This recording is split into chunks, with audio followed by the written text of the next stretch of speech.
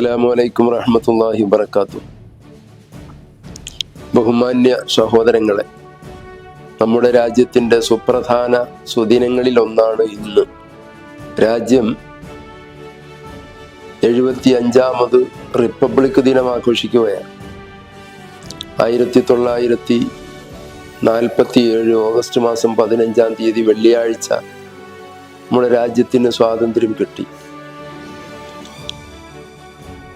Government of India act എന്ന പേരിലാണ് അന്ന് രാജ്യം ഭരിച്ചത്.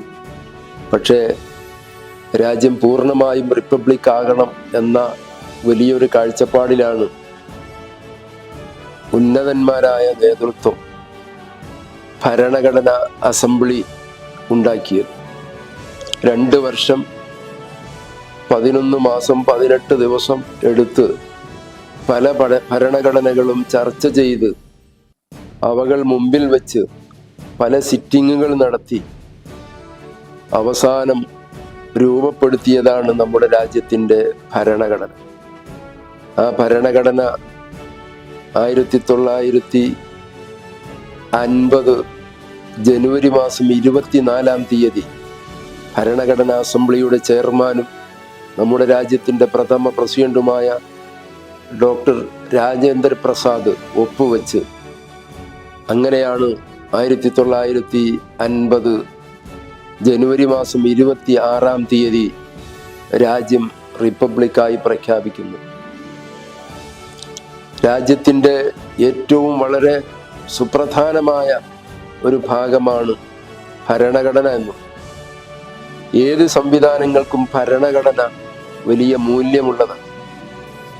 അതിനെവിടെയെങ്കിലും വിള്ളൽ സംഭവിച്ചാൽ, അതിൻ്റെ അടിവേരറുക്കാൻ എവിടെയെങ്കിലും ശ്രമങ്ങൾ നടത്തിയാൽ ആ സംവിധാനം തന്നെ തകർന്നു പോകും എന്നതാണ് സത്യം. നമ്മുടെ രാജ്യത്തിൻ്റെ ഏറ്റവും വലിയ മൂല്യവത്തായ നിലനിൽപ്പ് തന്നെയാണ് ഭരണഘടന. ആ ഭരണഘടനയ്ക്ക് ഒരു ചോർച്ചയും സംഭവിച്ചുകൂടാ. ഏറ്റവും അതിൻ്റെ പ്രധാനമായ കാതലായ ഒരു ഭാഗം ജനാധിപത്യം, മതേതരത്വം, സോഷ്യലിസം എന്നുള്ളതാണ്. ഇവകൾ ഉൾപ്പെടുത്തിക്കൊണ്ടുള്ള നമ്മുടെ ഭരണഘടന ലോകോത്തര തലങ്ങളിൽ തന്നെ ശ്രദ്ധേയമായത്. ഈ സംവിധാനങ്ങൾ പൂർവോപരി സംരക്ഷിച്ചു വരേണ്ടത് നമ്മുടെയൊക്കെ ബാധ്യതയാണ്. ജനാധിപത്യം നിലനിൽക്കുന്നത് കൊണ്ടാണ് സത്യത്തിൽ ഏതെങ്കിലും രാജ്യവാഴ്ചയിലേക്കോ മറ്റ് തലങ്ങളിലേക്കോ പോകാതെ രാജ്യത്തെ പിടിച്ചു നിർത്തുന്നത്. മതേതരത്വം ഉണ്ടായത് കൊണ്ടാണ് എല്ലാ മതങ്ങളെയും ഒരുപോലെ കണ്ട് എല്ലാ മതങ്ങൾക്കും പ്രവർത്തിക്കാനും പ്രബോധനം നടത്താനുമുള്ള സ്വാതന്ത്ര്യം വകവെച്ച് നമ്മുടെ രാജ്യം ഒരു ഉദ്യാനം പോലെ വളർന്നു വരുന്നത്. സോഷ്യലിസം എന്ന് പറയുമ്പോൾ രാജ്യത്ത് പല തരങ്ങളിലുള്ള ആളുകളുണ്ട്. പാവപ്പെട്ടവരുണ്ട്, ദളിതുകളുണ്ട്, പിന്നോക്ക വിഭാഗങ്ങളുണ്ട്, പലരുമുണ്ട്. ഇവരെ എല്ലാവരെയും ഒരുപോലെ കണ്ട് അവരുടെ ഉന്നതിക്ക്, അവരുടെ ഉയർച്ചക്ക്, സാമ്പത്തികമായ, സാംസ്കാരികമായ, വിദ്യാഭ്യാസപരമായ വളർച്ചയ്ക്ക് പ്രവർത്തിക്കാൻ ഉതകുന്ന വിധത്തിലുള്ള സംവിധാനമാണ് ഭരണഘടന നമുക്ക് നൽകുന്നത്. അത്തരത്തിലുള്ള ഭരണഘടന ആയതുകൊണ്ടാണ് ഇന്ത്യ രാജ്യത്തിൻ്റെ ഭരണഘടന എവിടെയും ഉയർത്തിപ്പിടിച്ച് നമുക്ക് അഭിമാനം കൊള്ളാൻ സാധിച്ചിരുന്നത്. പക്ഷേ ഇന്നത്തെ സാഹചര്യത്തിൽ വളരെയേറെ പ്രതിസന്ധിയിലൂടെയാണ് നാം കടന്നു പോകുന്നത് എന്ന് നാം തിരിച്ചറിയേണ്ടതുമുണ്ട്. സത്യത്തിൽ ഇവിടെ എന്തെല്ലാമോ സംഭവിക്കുന്നു എന്ന ഒരു തോന്നൽ രാജ്യത്ത് വന്നുകൊണ്ടിരിക്കുകയാണ്. അതിൽ നിന്ന് വ്യത്യസ്തമായി രാജ്യത്തിൻ്റെ ഭരണഘടന സൂക്ഷിക്കേണ്ട ബാധ്യത നമുക്കുണ്ട്. ഈ ദിവസത്തിൽ പ്രത്യേകമായും അതാണ് എനിക്ക് ഓർമ്മപ്പെടുത്താനുള്ളത്. മതേതരത്വം വളരെ പ്രധാനമാണ്. അതിൻ്റെ കടക്കൽ കത്തിവെക്കുന്ന വിധത്തിലുള്ള പ്രവർത്തനം ഈ അടുത്ത സമയങ്ങളിൽ നടന്നിട്ടുണ്ടോ ഭരണാധികാരികളിൽ നിന്ന് തന്നെ എന്നത് നാം വളരെയേറെ ആശങ്കയോടെ നോക്കിക്കാണുകയാണ്. ഇവിടുത്തെ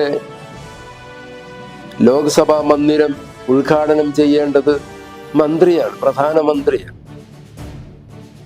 അത് തന്ത്രിയെ കൊണ്ട് ഉദ്ഘാടനം ചെയ്യിപ്പിക്കുക, ആരാധനാലയം അത് തന്ത്രി ഉദ്ഘാടനം ചെയ്യേണ്ടത് മന്ത്രി ഉദ്ഘാടനം ചെയ്യുക, ഇത്തരത്തിലേക്ക് മാറിക്കഴിയുമ്പോൾ മതേതരത്വത്തിന് വിള്ളൽ സംഭവിക്കുന്നു എന്ന തോന്നൽ സ്വാഭാവികമായും വരുമ്പോൾ അതിൽ നിന്ന് ഉത്തരവാദിത്തപ്പെട്ടവർ പിന്മാറി നമുക്ക് നമ്മുടെ മുൻഗാമികൾ കാണിച്ചു തന്ന മാതൃക അഥവാ സോമനാഥ ക്ഷേത്രം ഉദ്ഘാടനത്തിന് നമ്മുടെ പ്രഥമ പ്രസിഡന്റായ ബഹുമാനപ്പെട്ട ഡോക്ടർ രാജേന്ദ്ര പ്രസാദിനെ ക്ഷണിച്ചപ്പോൾ മതേതരത്വ രാജ്യത്തിൻ്റെ വളരെ പ്രധാനപ്പെട്ട സ്ഥാനത്തിരിക്കുന്ന ഒരു വ്യക്തി ആണ് ഞാനെന്ന് പറഞ്ഞുകൊണ്ട് തന്നെ അദ്ദേഹം അതിൽ നിന്ന് പിന്മാറിയത് നമുക്കറിയാം.